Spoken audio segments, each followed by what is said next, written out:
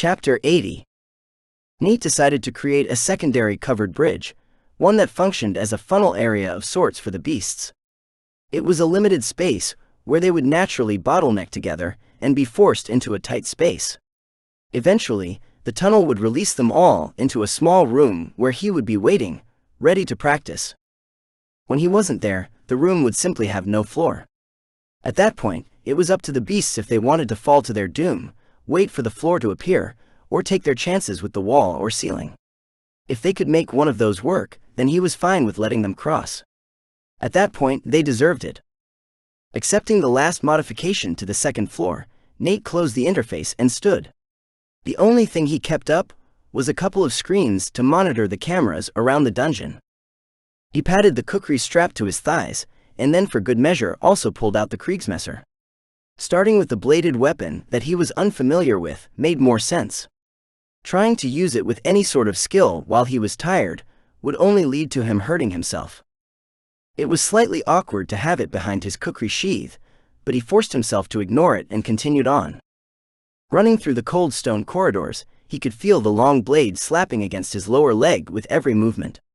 He was beginning to understand why everyone always had a hand on the hilt of their swords in books and movies.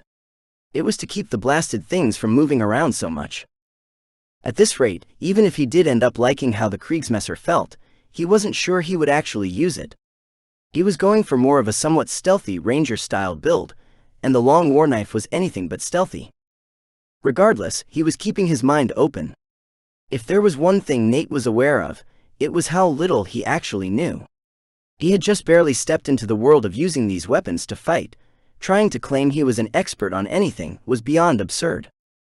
Stepping through the portal, he appeared on the second floor and ran down the new secondary bridge he had just created. It was time to start grinding out some practice, and hopefully get some more rainbow orbs and items along the way. At some point, Aura had joined him in the small room and they had started working on their teamwork. Seeing his companion by his side gave him enough confidence to finally start using the Kriegsmesser. Up to that point, the blade had just been dangling from his side, getting in the way and being more than a little annoying. That was definitely a solid negative against using the war knife in the future, as far as he was concerned.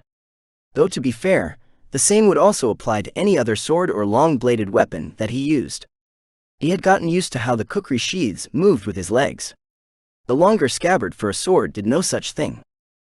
It was a little nitpicky, he could admit that, but when you were fighting for your life, you needed things to be just right.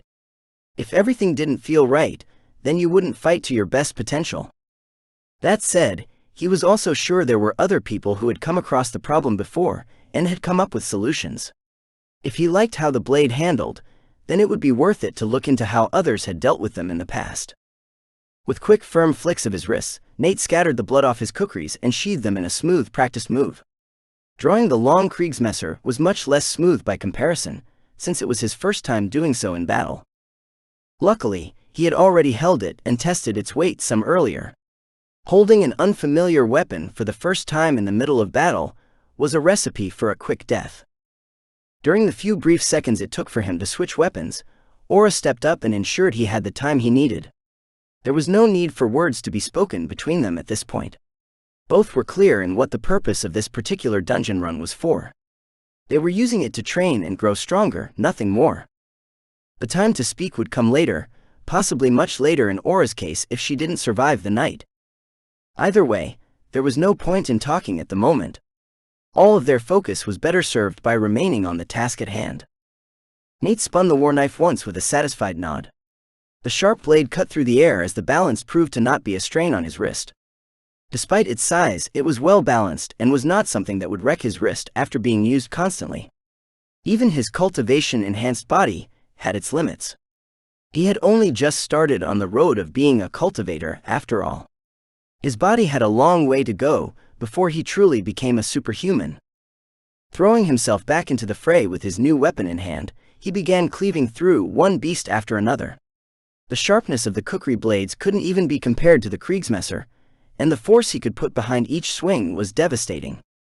Granted, he had no real skill with it at the moment, outside of what the former Nate had been taught before he came along. However, enough time had started to pass by that point that only the weapons he had concentrated on the most, and certain heavily ingrained habits and instincts still lingered. It was enough to give him a leg up in this instance, but that was it. Certain items crossed over from one discipline to the next without a problem, or with only minor adjustments. In the case of the Kriegsmesser, though it looked like a sword, it handled more like an odachi, or possibly a light falchion. They were both made for cutting and slicing. That small amount of knowledge was enough to give him a foundation to work with, which is all he really needed. The avatar Nate currently inhabited would come back to life whenever he needed it to. There was a small resource and energy cost involved, but that had always been negligible. The real cost came in the form of the pain he felt from each death. Yet each one was also a learning experience, and he refused to waste them or downplay how valuable they were simply because dying was overall a terrible time. At least now he had Aura to suffer with alongside him. He could afford to try different things and attacks that others wouldn't normally dare, exactly because he would be back the next night. It wasn't the smartest method, but it would allow him to keep growing on his own. More than that, it would give him valuable experience in actually fighting with his chosen weapons. Mostly, at least. He didn't have a crossbow for his avatar, and the Kriegsmesser was just an experiment at the moment.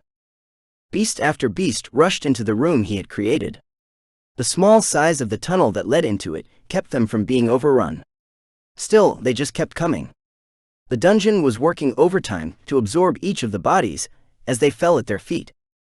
Nate barely had time to touch the orbs that would drop and throw whatever came out of them into his storage.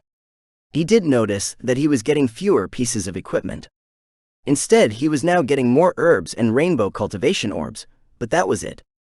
Not every beast dropped an orb either, most did, but it seemed as though the dungeon was adjusting the drops with his growth. It had known he needed equipment, so that was what it gave him originally. Now, it was prioritizing his practice over explosive growth, though it ensured he still received items with enough frequency to not annoy him. It was an interesting realization, but also one that made him realize that he wouldn't be able to solely count on the dungeons for his cultivation. He would need to get his meditation art working at some point. He was continually learning new things about how the dungeon system worked for him. It also seemed to be doing something for Aura, though not in the same manner. They had been fighting for hours by that point, and both of them should have been beyond exhausted. Instead, for him, at least the consistent infusion of rainbow orbs and the chi they contained kept him going without a problem.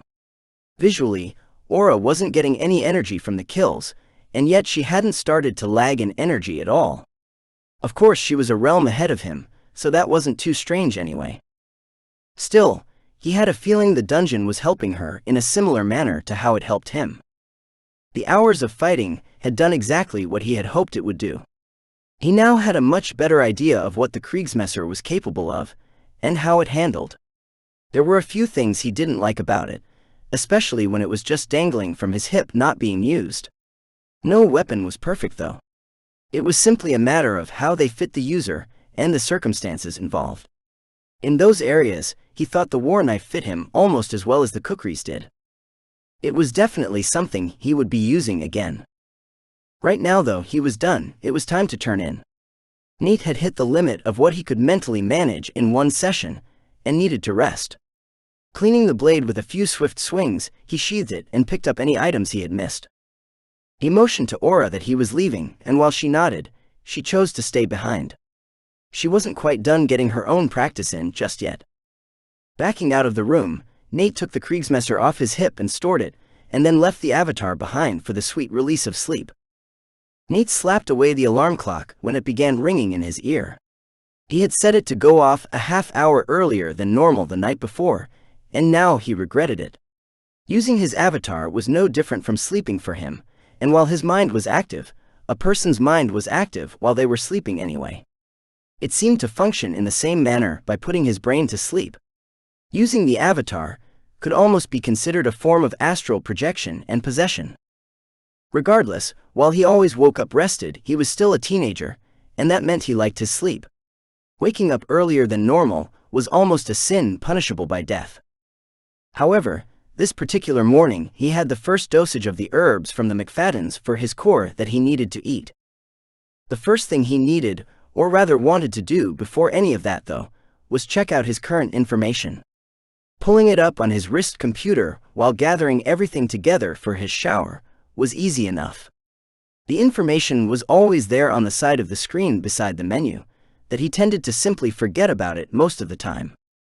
It was nice to know, sure, but it also wasn't truly relevant to how he was living his life.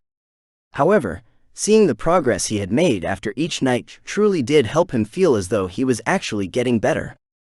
That said, the numbers still made no sense to him. There was no way the numbers represented a normal scale.